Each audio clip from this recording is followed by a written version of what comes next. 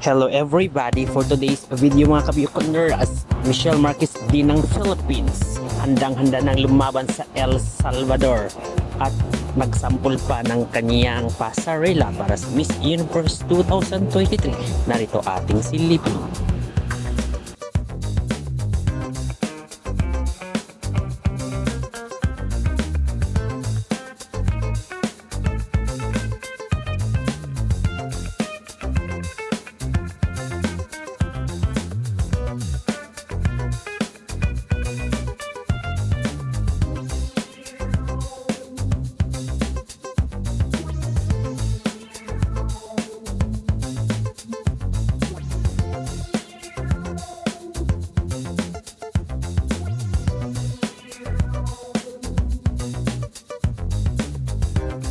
Mga Biyokoneras, don't forget to hit the notification bell para updated kayo lagi sa aming mga bagong videos.